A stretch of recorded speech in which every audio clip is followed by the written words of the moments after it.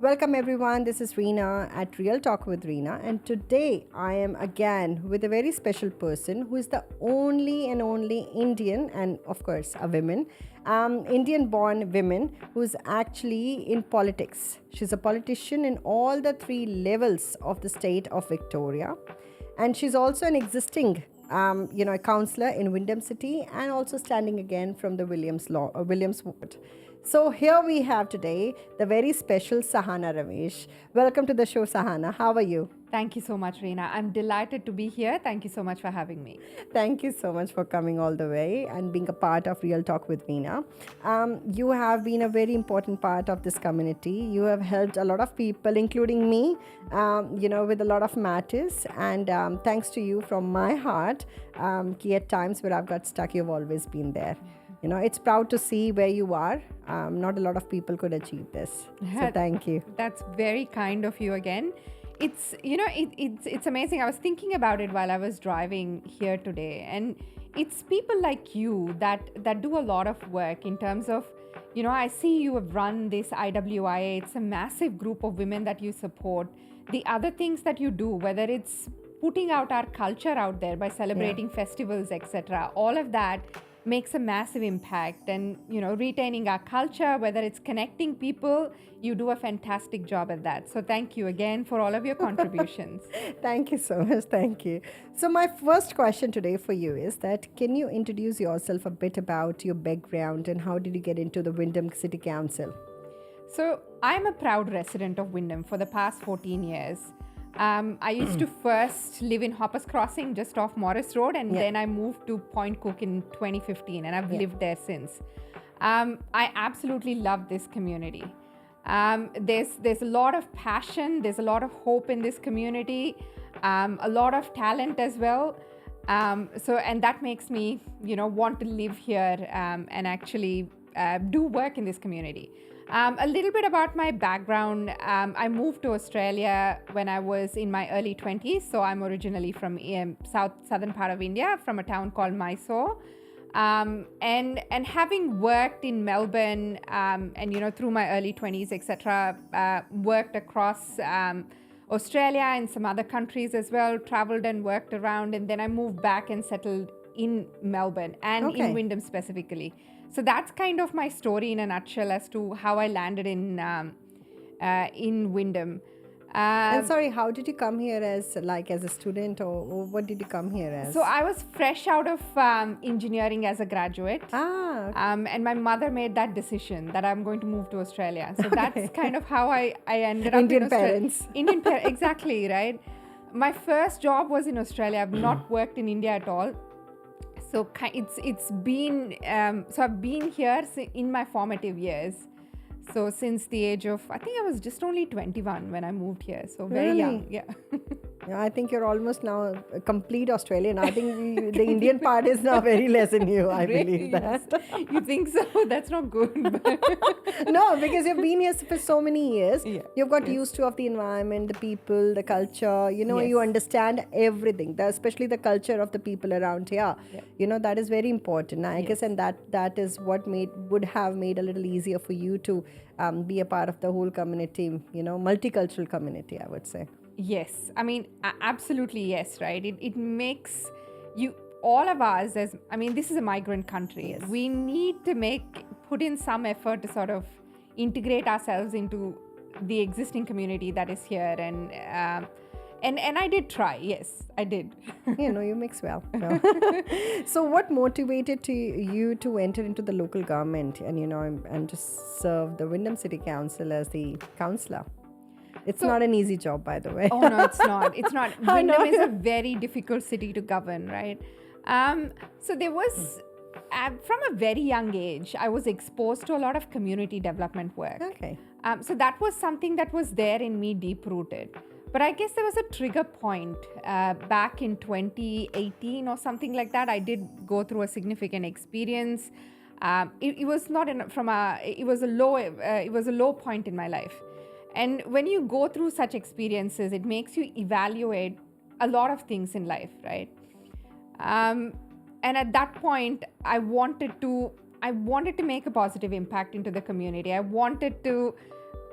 was watching politics in Australia, and I was looking at it and going, at the grassroots level, that was my main passion area, was to see how I can influence or make a positive change at the grassroots level. And local government being the closest to the community and closest to the people, I guess that's where I wanted to get involved. And this community in Wyndham has given a lot to me, and in general, this country. And I wanted to do something back in return. Absolutely, no, amazing. And as a city councillor, what are the key issues you focus on your community? So as a councillor, my main sort of focus is to represent represent interests of the community. Yeah. Being the voice of the community. And as you know, within the council's remits itself, they usually use the 3 R's: roads, rates, and rubbish. Yeah, I mean, it is a lot more than that, but just making sure that the community has the infrastructure and services that they need to live, a fulfilling life. Promoting, one of my other passionate areas is also fostering inclusion within the communities. Wyndham is one of the most diverse municipalities in Australia, and the community that I represented, across Point Cook, Truganina, you live around that area as well. There's about people from 80 different countries that live in Point Cook, right? It's huge, and it's very multicultural. And it comes with its own unique challenges. So making sure that representation of that diverse community is there within the council was one of my main focus areas as well. And, being an Indian representative representing us and what we need from the Indian community has always been my focus area. And a lot of requests that I get within the council and have been getting over the last 4 years has been through working very closely with our Indian community. And I absolutely love it. I think it becomes easier because it's not that the other councillors are not good or we cannot approach them. Everyone has been very kind and approachable. But when it comes to your culture, you at least we can come and speak to you in Hindi. At least we can come and tell you, and you would understand our culture. That's the reason it's very easier, and you're the first point of contact for us. So it is definitely challenging, to contact the council, because a lot of people think that going to the council is like a big thing. But then you guys make it easier for us, that we can approach you. Okay, that's good. And that's so important, right? Being present and being approachable is the most important thing. So it's good that I'm glad you guys see it that way. So I've done something right. So that's good. Thank you. So can you share a specific project or initiative you worked on that had made a significant impact on the community? So there's a number of projects that happen through the year, and one of the main things that we do is go through the budget cycles and actually work out and workshop and understand where the money is going to get spent over the next 12 months, right? Yeah. Looking at the capital works projects, how many community centers are going to get built. There's new policies that are being built, and as a result of those policies, what is the advantage that the community is getting as a result of that? So looking at those types of things, participating in those conversations and being part of that budget cycle, I think actually dictates what the community gets over the next 12 months of every financial year. Yeah. And I think that's something that I would say has been and should be one of the most important things councillors should get involved in. So as a result of that, as an example, just over the last 12 months, we've got a number of, parks and open spaces that have been approved, community centers that have been built. Public toilets, as an example, was a request that I got from a lot of our elderly population within the Indian community. That's something that I voiced as well. An indoor sports center for Point Cook. So these are some of the projects as well. One more thing is EVs, right? EV charging infrastructure was something that the community have asked me for the past 2 years, and the uptake of EVs have been quite high as well. So, working on those things and other smart cities. So my portfolio was smart cities. So trying to sort of keep the community engaged in some of the projects that have been undertaken by that directorate have been some of the things that I've done. Right. Now you've done a lot, actually. I can't even imagine doing these. Well, as a counselor, you must receive numerous requests from people, right? And some which might be outside of your scope. You can't do everything, right? How do you manage these? And if there's an example you can share. So this is quite common. Yeah. I guess the community in some instances doesn't understand the boundaries between state, federal, and local government. So at times there are arterial roads that are actually the remit of the state government, that we get a lot of complaints about, that, whether it's traffic congestion or duplication of roads, or there's a whole number of things associated to arterial roads that we get as requests. And, that's one thing that I have had. Me being the multicultural sort of representative, I get a lot of requests on visas. Yeah. Oh, yes. I still remember there was a gentleman that rang me from Sri Lanka at Colombo airport, where they didn't let him get on a plane. And then he called you. And he rang me that day, and he was so concerned. He didn't know what to do because the authorities at Sri Lanka were not letting him get on the plane to get to Australia. So I guess it's important in those instances just to know and have relationships with the state and federal representatives in the area, and you can just pass on the request to them. It's probably just as simple as that. Point people to the right resources or right people that can help them. Yeah, absolutely. So, because if you don't know the right channels, then probably you get stuck and you can't help people. True. So at least you know the ways out. Yes, and having those relationships are so important. So I guess we need to sort of invest, and we do work with a lot of the state and the way we maintain our relationship with you guys. That's right. Okay, so how do you manage your responsibilities and maintain your balance between your career and your personal life? And I know seeing you guys, I wonder how do you guys maintain that, because whole weekend you guys attending events or something or the other, weekdays also, then you have got your own jobs and all. Some people do work jobs. So what happens with your personal life then? How do you maintain it? Well, I guess it's about prioritization, right? Just is that easy? Well, I mean, it's not that easy. It took me a while. Initially, I think for the first 12 months or so, I was trying to juggle a full-time job, a business that my husband was trying to set up, and the council, and it wasn't easy. So it took me a while to sort of get all of that priorities in my head right, and making sure you have a clear sort of calendar where you're setting things up, and events are based on priority and what impact they have, and it's sort of optimizing that and understanding what was important to me, and I guess having a clear sense of purpose. That was sort of helping with all of this, and I also honestly strongly believe grounding is important, right?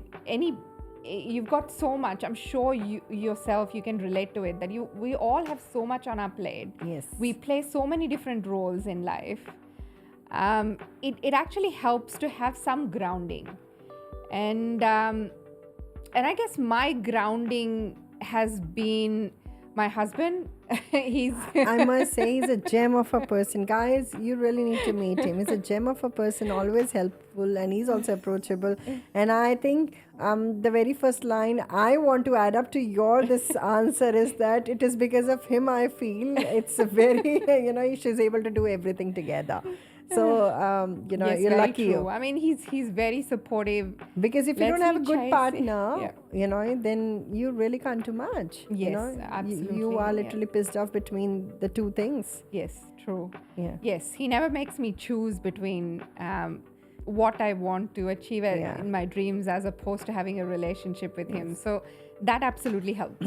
Yeah. Yeah. At least it's not saying, "Hey, come and cook." You can't go out.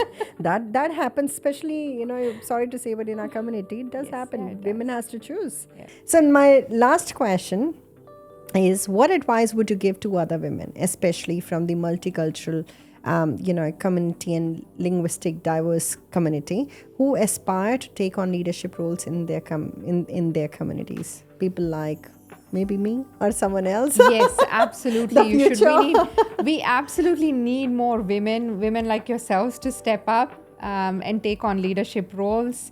We need representation in politics from similar communities. So yes, absolutely, I'd encourage you to do so. But how do we do that? What are the advices you'll give us? Okay. I did actually think about this and put something down. So my advice would be to believe in yourself and your ability to create change. Leadership is not about fitting into predefined molds, but also about bringing your unique experiences and perspectives to the table. Surround yourself with supportive networks, good mentors, very, very important. Right, yes. Be resilient in the face of challenges that you face. And don't hesitate to take that first step into leadership. Representation matters, and by stepping up, you not only create opportunities for yourself, but also pave the way for others in your community to follow. Yes. So that's my advice. Very, very well said.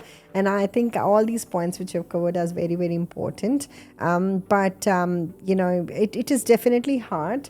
Hats off to you that you've taken this step, especially in a foreign land, where it's hard for us to and for the other people to accept us, people coming from different backgrounds. But one question I want to ask you is that, there would be a lot of outside noises. Yes. Right? And sometimes you would have days when they would have, triggered you or, provoked you or maybe disturbed you. What do you do then? How do you manage your mental health? Well, it's happened to me many times, right? Yeah. We've had some robust conversations. I will use that word because people are watching. Yeah. So, and on Tuesday nights and every Tuesday nights, most Tuesdays are council meetings, and I'd come back home and sometimes not be able to sleep, or or I've come across an incident within the community,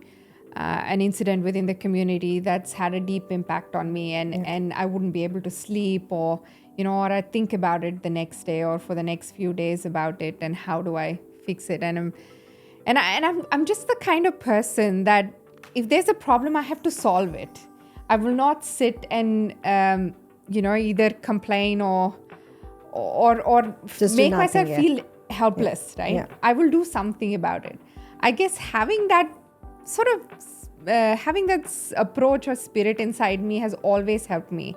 I find a solution to the problem that I have, whether it takes me a day, a week, 10 months, or whatever it is, I'll work towards it and solve the problem. And that's always helped me sort of stay sane in a way.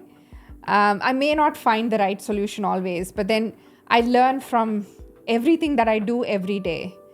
I guess that's kind of helped me primarily, and also grounding, right? And when I can't find a way forward, I usually just tend to go towards nature. I tend to detach from everything, people in general, and just go into nature. Take your own time. Whether it's going for a walk or cycling, for example, or something like that. Something that just gives me something to do, which is which keeps my mind away from it. Nature, yes, absolutely. I found it as a massive grounding factor for me. That has helped a lot in just managing situations like this. Well, these are the things which sometimes, scare me as well. That, because when you are in the community, Yes. there are a lot of hiccups, Yeah. a lot of people make noises, and sometimes you get, very stressed out. Yes. And then, of course, you have to tell yourself all is well, but Yes. still it disturbs you, and Yes. sometimes your personal life too. Oh, yes. Yeah, Absolutely. yeah. It does impacts your personal life always, right? Yeah. Yeah, so that's what I was thinking. I'll ask you this question because you've already been. Just don't lose. You're so good at it. As in, I've seen you do some amazing things, and it's fantastic how you engage with people and can get a massive, a large crowd of people into events, or how you engage with them. There's and I've seen you do that very well. And I've not seen you lose track of purpose, as in why you're doing something as well. And that's also quite important, I guess. You need to know why you're doing Right. something. And once you sort of have sight of that, nothing else matters. Matters. All of the noise around you sort of disappears. I think once you decide you have to do it, then Yes. even if problem comes, you'll find your way. Yes. And things will keep working Yeah. just because you know that you have to do this. Yes. Yeah. And that's very important. Yes. Yeah. So thank you so much, Sahana. Thank you for coming today. Do you want to give message to the people, who are you're standing for the election, Yes. to your ward people for the election? So anything you want to say by looking at the camera? Okay. So, as I have said earlier, representation matters. Diversity in decision making is very important. Having a voice at the table is also quite important. When decisions are being made about your life, your family's life, and their future, you need to know that there are right people representing you. So choose your vote wisely and choose the right representatives for Wyndham City Council in this upcoming election. And thank you so much. Thank you so much. So that was Sahana Ramesh today, and we had a lot of good chat. As someone who already has an experience of being a counselor and who knows that if this thing happens, what has to be done to fix it, and imagine how good it's going to be if she again becomes a counselor again. I hope you do. I'm really wishing that. Thanks, Reena. So thank you so much everyone for listening to us, and if you have any questions from Sahana, please shoot out, write your comments there, and she'll be more than happy to answer. And stay tuned with Real Talk with Reena. Thank you.